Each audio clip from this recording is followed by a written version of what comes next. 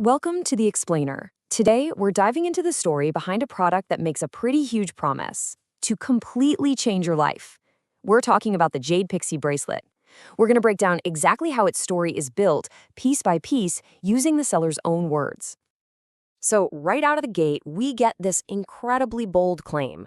They're not just selling you a piece of jewelry here. No, this is being presented as a tool that will totally transform your fortunes, turning you into a literal magnet for all the good stuff in life. And that's the big question, isn't it? How can a simple bracelet possibly do all that? Well, to figure that out, we have to look past the object itself and really dig into the powerful story they've woven around it. A story that's built on ancient legends, emotional hooks, and some very clever persuasion. All right, so let's start with the core promises. What really makes this bracelet so appealing is how it taps into some of our most basic, universal desires. The desire for security, for prosperity, for just a little peace of mind. And what they're promising is, well, it's a lot. It covers this huge spectrum. It's not just about money, it's about your emotional well-being, getting through tough times, even improving your connections with other people. From a psychological standpoint, this is really smart. They're offering one simple fix for a whole range of life's complex problems, which is a really appealing idea when you feel overwhelmed. But, promises are just words. To make them feel real, you need a story. And that's where Sarah from Ohio comes in. Her story isn't just some random anecdote. It's specifically designed to create an immediate emotional connection, to make you think, hey, if it worked for her, maybe it could work for me too. Okay, so for any of this to feel believable, the story needs a solid foundation, right? And that foundation starts with the material itself. We're not just talking about any old stone here. According to the source, we're talking about jade. Just listen to that name, the Stone of Heaven. Right away, that elevates jade from just a pretty gemstone to something sacred, something ancient. That title alone gives it this incredible sense of power and history. And they don't just stop there. They build this whole rich history around jade. So it's not just a stone, it's a symbol of balance, protection, and even status. Every single one of these points just adds another layer to its perceived value and power. Now, this is where it gets really interesting. Did you catch the shift? After building up all this mystical, spiritual worth, they suddenly pivot and make a direct comparison to money, suggesting jade's value is even greater than gold. But wait, jade is only half the story. The other key ingredient, the second piece of this powerful formula, is a mythical creature whose likeness is carved right onto the bracelet, the Pixiu. So what is a Pixiu? Well, it's introduced as this super powerful symbol, this amazing hybrid creature that's part dragon, part lion. And notice how they specifically mention its popularity with businessmen and traders? That's no accident. They're directly linking it to attracting wealth. And here's where it all comes together.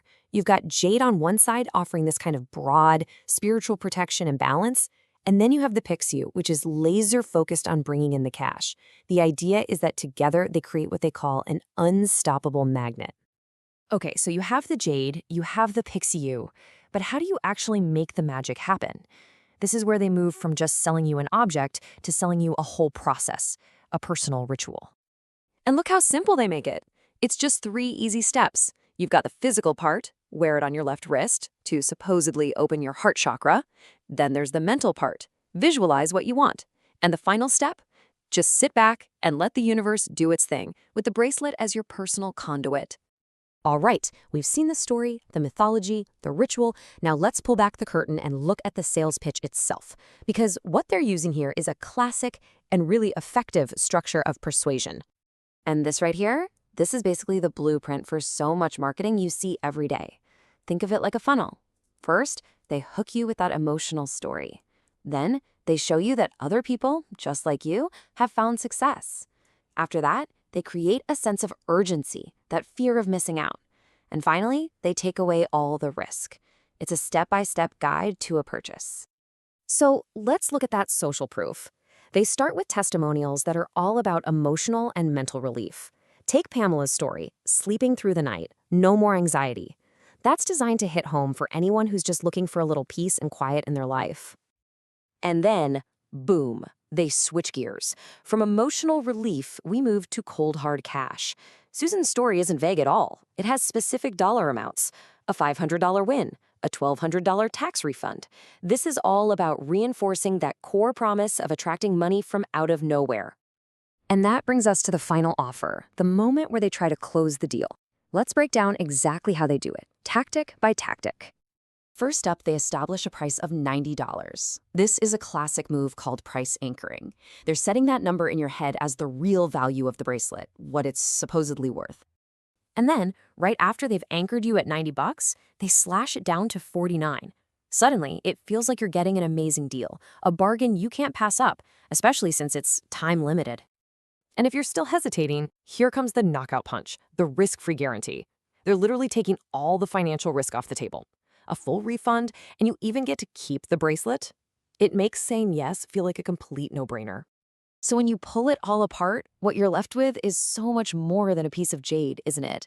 It's this incredibly constructed story, one that cleverly weaves together ancient mythology with some very modern marketing psychology. It taps into these deep hopes we all have for luck and wealth and protection, and it really leaves you wondering about the enduring power of belief and the stories we choose to believe in.